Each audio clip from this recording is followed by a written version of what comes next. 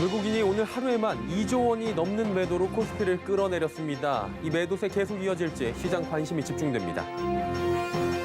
시중 금리의 오름세가 시작되며 주택담보대출로 아파트를 구입한 영끌족의 이자 부담 우려가 커집니다. 이달 들어 지난 10일까지 수출 금액이 작년 같은 기간과 비교해 80%가 넘게 증가했습니다. 작년 코로나19로 인한 경기 부진에도 부유층은 자동차를, 중산층은 가구와 가전 구입을 늘린 것으로 조사됩니다. 센 경제라이브 시작합니다.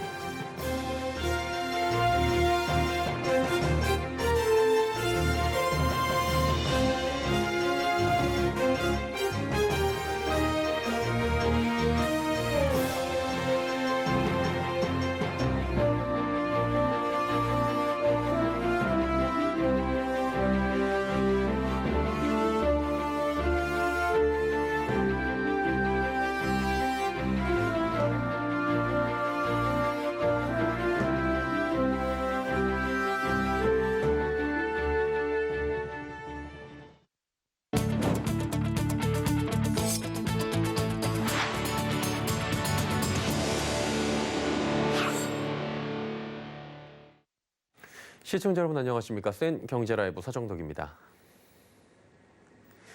전일 최고가를 경신하며 마감했던 코스피, 미국 기술주 급락 여파에 하루 만에 하락세로 돌아섰습니다. 외국인은 오늘 하루에만 2조 원이 넘게 매도하며 지수 하락을 견인했는데요. 국내 증시 전망에 대해 서청석 기자가 알아봤습니다. 오늘 코스피는 외국인이 2조 2천억 원을 넘게 매도하며 하락폭을 키웠습니다. 외국인이 2조 원 넘게 매도한 건 지난 2월 26일 2조 8,300억 원어치를 팔아치운 이후 처음입니다. 이날 코스피는 전장보다 1.23% 느린 3,209.43포인트의 거래를 마쳤습니다. 외국인과 기관이 각각 2조 2천억 원, 1조 3천억 원가량 순매도했지만 개인이 3조 5천억 원 순매수하며 지수 방어에 나섰습니다. 코스닥 시장도 전장보다 1.43% 떨어진 978.61포인트로 하락 마감했습니다. 외국인들의 매매 방향성에 따라 지수 영향이 커지자 시장의 관심은 외국인의 수급에 쏠리고 있습니다. 이에 증권업계는 오늘 외국인의 대량 매도는 뉴욕 증시 기술주 하락에 따른 영향으로 보인다며 매도세가 지속되지는 않을 것이라고 전망했습니다. 아직은 주식시장의 어떤 추세적인 하락 조정 이러한 것들을 의미하지는 않는 것 같고요. 지금 조정에 대한 어떤 것들 때문에 지금 비주식 비중을 줄이고 할 상황은 아닌 것 같고 갖고 계시다고 그냥 보유를 하는 게 맞을 것 같고요. 조금 여유가 있으면 추가적인 매수도 사실은 나쁘진 않다. 박 연구원은 올해 지속적으로 테이퍼링 리스크가 있었지만 장은 결국 상승했다며 실질적인 연방준비은행의 통화정책 전환은 연말쯤이 될 걸로 보여 주가가 조정을 받아가면서도 고점을 높여가는 흐름을 이어갈 것이라고 덧붙였습니다. 서울경제TV 서청석입니다. 역대 최대 증거금을 끌어모은 SKI테크놀로지가 상장 첫날 따상에 실패했습니다. SKIT는 공모가의 2배인 21만 원의 시초가를 형성했지만 이내 차익 실현 매물이 쏟아지며 15만 4,500원의 거래를 마감했습니다. 간밤 뉴욕 증시가 기술주 중심으로 급락한 여파가 작용하며 차익 실현 매물로 이어진 겁니다. 또한 장 개장과 함께 수급이 몰렸는데 일부 증권사의 모바일 트레이딩 시스템 MTS가 마비되며 투자자들이 제때 주문을 넣지 못해 낙폭이 커졌습니다. 증권업계는 공모가격 고평가 지적과 매매 제한 물량이 3개월 뒤에 대규모로 출회될 수 있다는 점에서 당분간은 주가 변동성이 클 것이라고 전망했습니다. 서울에서 주택담보대출로 아파트를 구입한 집주인은 약 3천만 원에 달하는 비용을 부담해야 하는 것으로 나타납니다. 이미 오름세가 시작된 시중 금리 움직임에 대책 마련이 시급하다는 지적이 나오는데요. 정순영 기자입니다. 월 평균 소득 622만 원인 4인 가구가 서울 평균 가격인 9억 1천만 원의 아파트를 구입하기 위해 받을 수 있는 만기 30년 기준 주택담보대출금은 3억 6,200만 원. 최대 신용대출 8천만 원을 추가하면 총 4억 4,200만 원을 빌릴 수 있습니다. 아파트를 구매한 후 재산세와 종부세는 약 196만 원, 주담대 원리금과 신용대출이자, 보유세 등을 포함해 매월 189만 6,104원이 금융과 세금 부담으로 나갑니다.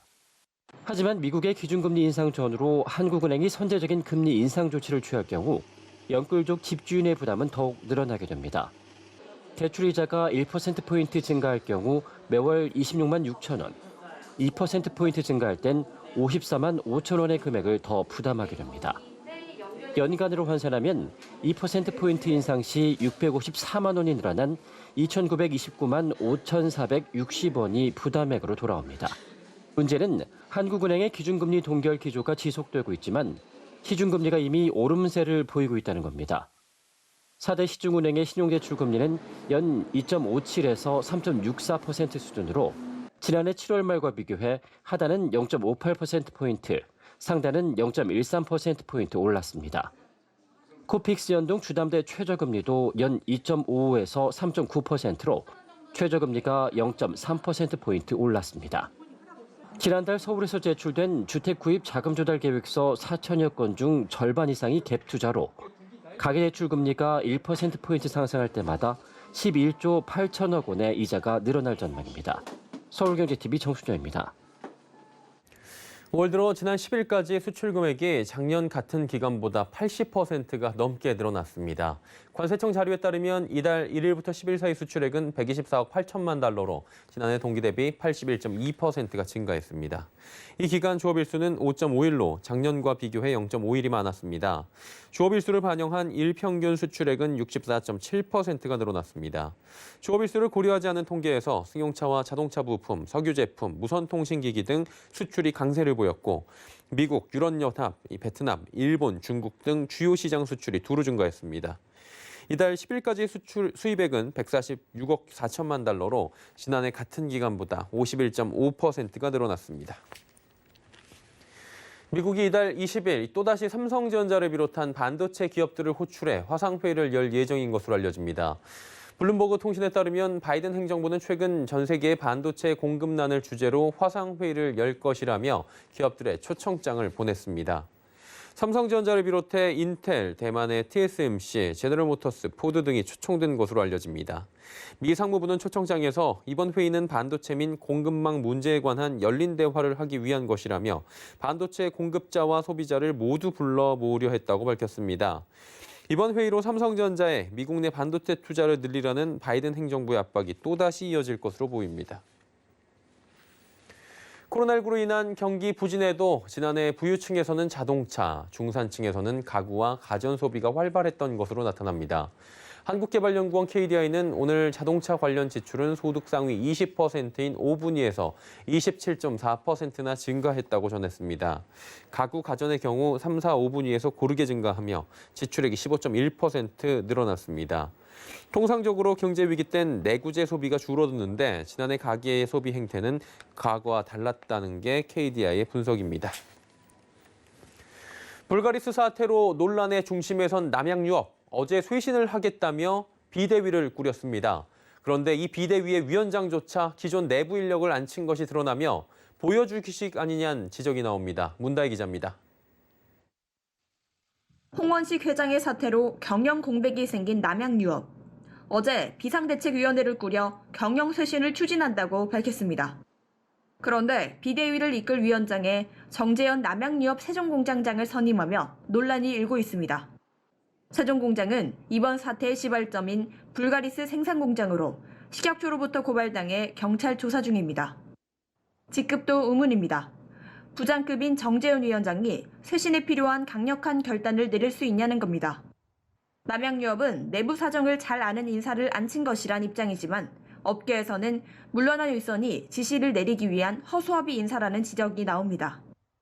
보통 이런 경우에 실질적인 쇄신이나 혁신을 위해서는 외부에서 인사를 영입하는 것이 일반적인데 그 영업정지를 당할 위기에 있는 해당 공장의 공장장이 비대위원장으로서 선임된 것이 적절한지에 대해서는 논란의 여지가 있어 보입니다. 비대위는 대주주에게 소유와 경영 분리를 위한 지배구조 개선을 요청할 것이라 했지만 이 역시 가능할지 의문입니다. 지난해 말 기준 홍원식 회장의 남양유업 지분율은 51.68%, 홍 회장을 포함한 특수관계인 지분율은 53.08%에 달합니다. 새로운 경영자가 오더라도 지분을 통한 경영권 행사가 얼마든지 가능한 셈입니다. 이사회 외부 인사도 없는 데다가 지금 혁신을 추진해야 되는 당사자가 그 내부의 문제를 잘 아는 사람을 앉힌다고 해서 앉혔는데 외부에 어떤 혁신적인 인사를 유치하는 게 더 바람직하지 않았나 하는 생각도 들고요.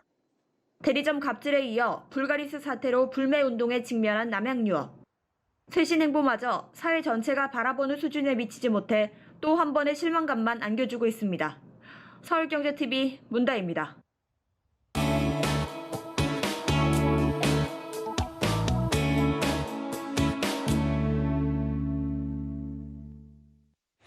이달 말이면 다주택자에 대한 중과세 면제가 종료되게 됩니다. 부동산 시장에선 다주택자들이 세금 부담에 제도가 종료되기 전에 매물을 쏟아낼 수도 있을 것으로 예상을 한 바가 있었죠. 이제 이번 달도 2주가량밖에 남지 않았습니다. 사실상 2주가량 남았는데 잔금까지 다 치룬다는 건 어려운 상황이겠죠. 결국 대량의 매물출에는 나타나지 않은 셈인데요. 그렇다면 매물 잠김은 더욱더 심화될 것이라 는 관측도 나옵니다. 자세한 내용 부동산부의 정창신 기자 연결돼 있습니다. 이야기 들어보도록 하죠. 나와 있습니까? 네, 안녕하세요. 예, 매물을 시장에 내놔라라는 시그널을 정부는 강력히 줬는데 결론적으로 보면은 성과가 없네요. 네, 결론적으로 보면 그렇습니다. 이 다주택자들이 매물을 쏟아내지 않았고요. 또 서울 아파트 매물도 뚜렷한 감소세를 나타내고 있습니다. 자, 오늘 기준으로 부동산 빅데이터 업체 아실이 집계한 서울 아파트 매물을 확인해 봤더니요. 46,920건으로 나타났습니다. 이게 전년 같은 기간의 매물이 74,104건이었거든요. 그러니까 1년 만에 37%가량 물량이 줄었습니다. 올해 초 4만 건을 밑돌던 서울 아파트 매물은 지난달에 4만 8천 건을 넘기기도 했는데요. 최근에는 4만 6천 건대까지 줄어든 겁니다. 자, 이를 두고 업계에선 다주택자들 중에서 팔 사람은 다 팔았다라든가 결국 다주택자들의 선택은 보유였다. 이렇게 분석하고 있습니다. 정부는 대규모 매물 출회를 기대했는데 이 다주택자들은 그렇게 움직이지 않은 겁니다. 5월이 이제 2주가량밖에 남지 않았잖아요. 6월부터는 양도세 중과세율이 다주택자는 20%에서 30%로 지금 10%포인트가 올라갑니다. 세금 아까워서 집 안 판다는 분들 늘어나지 않을까라는 걱정도 나오고 있는데 전문가들은 뭐라고 하던가요? 네, 다주택자들의 이 매물 잠김은 더 심화될 거란 의견이 우세했습니다. 자, 우선 서울경제TV가 NH농협은행 올백 자문센터에 의뢰해서 수도권의 3주택자의 양도세 변화를 시뮬레이션 해봤거든요. 자, 준비한 표를 좀 보시면요. 이 서울의 아파트 2채와 수원 1채를 가진 김 씨의 사례입니다.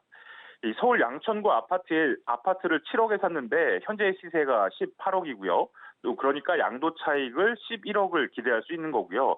똘똘한 한 채 추세에 이 집을 거주하기로 마음먹었다고 합니다. 또 나머지 노원구 아파트는 4억에 샀는데 현재 11억으로 뛰면서 7억 원의 양도 차익이 발생했습니다. 또 수원 권선구 아파트는 3억에 사서 3억 5천만 원의 양도 차익이 발생했는데요. 그러니까 서울 양천구에 실거주하는 집 한 채를 빼고 이 노원구 아파트와 수원 권선구 아파트를 매도할 경우를 따져봤습니다. 김 씨가 만약 5월 말까지 수원 권선구 아파트를 먼저 팔고 그다음 서울 노원구 아파트를 판다면 양도 차익은 총 10억 5천만 원이 되는데요. 이 앞서 말했듯이 총 7억 원을 주고 산 아파트 2채가 17억 5천만 원으로 뛰면서 양도 차익이 10억 5천만 원 발생하게 된 겁니다. 이때 양도세는 5억 6,400만 원이 되는데요. 그런데 이 김 씨가 이 집을 6월 1일 이후에 매도한다면 이 중과세율이 각각 10%포인트 할증돼서 총 6억 7,900만 원의 양도세를 내야 합니다. 쉽게 말해서 이 세금으로 1억 1,500만 원을 더 내야 한다는 뜻입니다. 이 때문에 전문가들은 다주택자들이 쉽게 집을 내놓지는 못할 것으로 관측하고 있는데요. 이 백종원 세무사의 얘기를 한번 들어보시죠.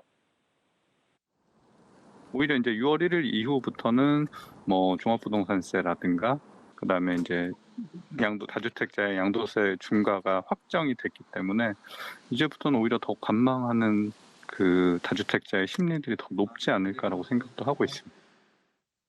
결국에는 시기를 놓쳤거나 못 판 분들께서는 이제부터는 버티게 들어갈 수 있다라는 지금 분석인 것 같은데요. 결국엔 공급인 것 같습니다.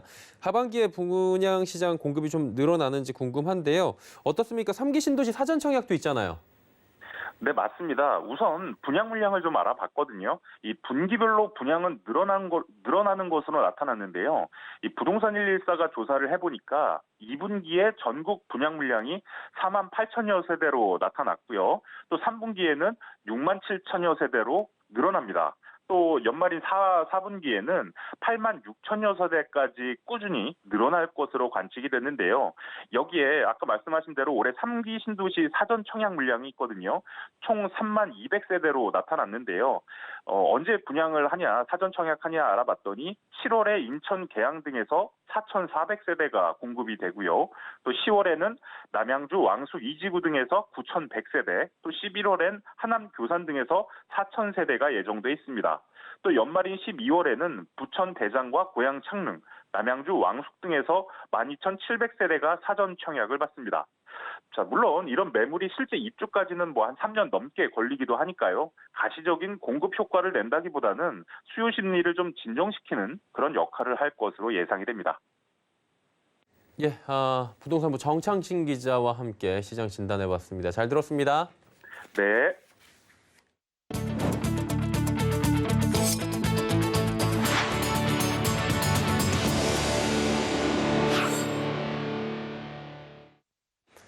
상계 뉴타운 사업 탄력을 받는 모습입니다. 상계 3구역이 공공재개발 후보지로 선정되는가 하면 주변 구역에서도 속속 시공사를 선정하고 또 재개발을 추진하는 모습인데요.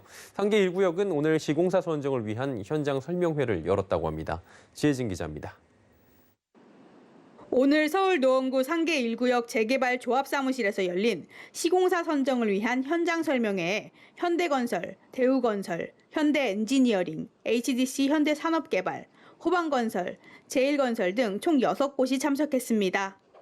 상계 1구역은 총 공사비 2,900억 원 규모로 1,388세대가 들어섭니다. 총 6개 구역으로 나뉜 상계 뉴타운 사업은 최근 속도가 붙고 있습니다. 상계 뉴타운 중 입주가 끝난 상계 4구역과 오는 2023년 입주를 앞둔 상계 6구역을 제외하면 현재 4개 구역이 사업을 추진 중입니다. 상계 2구역은 올해 초 대우건설, 동부건설 컨소시엄을 시공사로 선정한 뒤 사업 시행 인가를 기다리고 있습니다. 상계 2구역은 공사비 4,700억 원 규모로 2,200세대가 들어섭니다. 상계 3구역은 정비구역에서 해제된 곳이지만 공공재개발 2차 후보지로 선정되면서 다시 개발을 추진 중입니다. 상계 3구역에는 1,800여 세대가 들어설 예정입니다. 2,000여 세대가 들어설 상계 5구역은 현재 조합 설립 인가 후 새로운 조합장 선출을 추진 중입니다.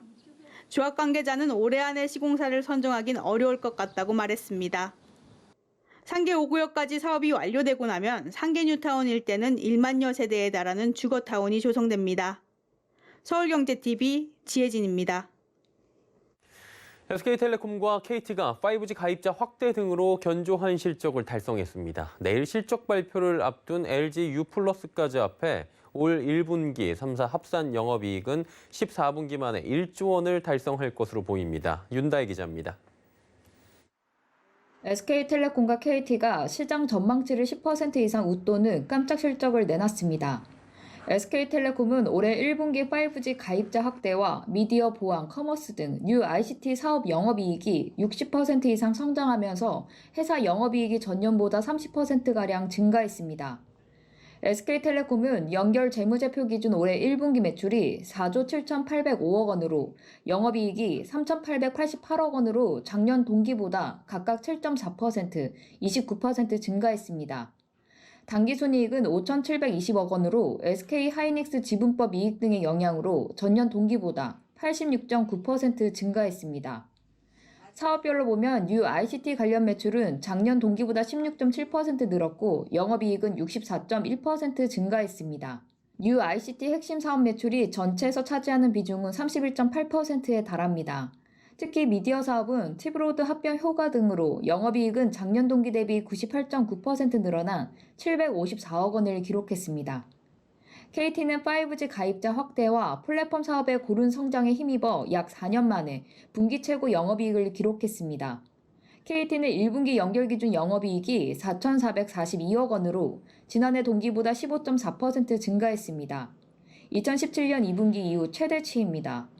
매출은 6조 294억 원, 순이익은 3,265억 원으로 작년 동기 대비 3.4%, 43.7% 각각 늘었습니다.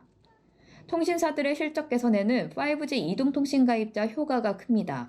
3월 기준 SK텔레콤 5G 가입자 수가 674만 명, KT 440만 명, LG U+ 333만 명 수준입니다. 내일 실적 발표를 앞둔 LG U+의 경우 시장에서는 2,375억 원의 영업이익을 거둘 것으로 전망하고 있습니다. SK텔레콤과 KT에 이어 기대를 웃도는 깜짝 실적을 내놓을지 관심이 집중됩니다. 서울경제TV 윤다입니다. 기아 전기차 EV6의 사전 예약 마감 일정이 당초 계획보다 2주가량 앞당겨집니다. 기아는 이달 말까지 진행 예정이었던 EV6 사전 예약 일정을 14일로 앞당겨 조기 종료한다고 밝혔습니다. 사전 예약 대수가 계획 물량의 2배를 초과해 추후 인도 과정에서 차질을 빚지 않기 위해서입니다. 모델별 사전 예약 비율은 롱레인지가 66%로 가장 많았고 GT라인, 스탠다드, GT의 순입니다. 특히 이번 사전 예약에선 온라인 예약 접수가 처음으로 도입됐는데 개인 고객의 절반 이상이 온라인으로 참여한 것으로 나타납니다. 삼성전자가 국내에서 맞춤형 가전 돌풍을 일으킨 비스포크 홈을 세계 시장에 선보입니다. 삼성전자는 오늘 밤 11시 삼성 비스포크 홈 2021 행사를 온라인으로 개최하고 전 세계 미디어를 대상으로 비스포크 홈을 소개할 예정입니다. 이번 행사는 삼성전자 뉴스룸과 유튜브 채널에서 라이브 스트리밍 형식으로 진행됩니다. 비스포크 홈은 소비자 개인의 라이프 스타일과 취향을 맞춰주는 비스포크 콘셉트를 주방과 거실, 침실 등에 이르기까지 집안 전체 생활 가전으로 확대한 제품 라인업입니다.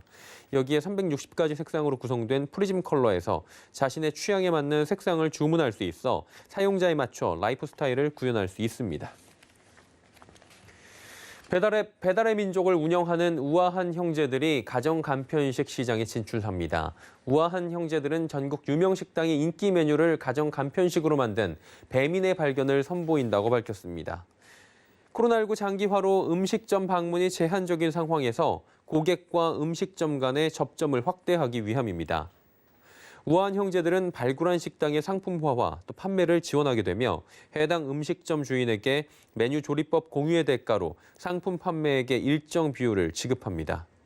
상품화에 참여하는 점주는 인근 배달 가능 지역뿐만 아니라 전국의 고객에게 가게 브랜드를 알릴 수 있게 됩니다. 권칠승 중소벤처기업부 장관이 제33회 중소기업 주간 둘째 날이 오늘 서울 코엑스에서 수출 중소기업들과 간담회를 가졌습니다. 권칠승 장관은 코로나19로 인한 어려움에도 중소기업 수출은 지난해 하반기부터 반등했다며 올 1분기는 역대 1분기 최고액인 270억 달러로 전년 동기 대비 12.1%가 늘어나는 등 중소기업 수출이 경제 회복의 원동력이 되고 있다고 강조했습니다. 권 장관은 중소기업 우수 제품 공동 브랜드인 브랜드K 3기 품평회장을 찾아 제품들을 살펴보고 브랜드K 홍보대사로 활동한 축구선수 박지성 씨에게 감사패를 수여했습니다. 중기부는 이번 간담회에서 논의된 사항을 신속하게 검토해 정책에 반영하고 관계부처 협조가 필요한 부분은 협의를 통해 애로 해소에 노력할 계획입니다.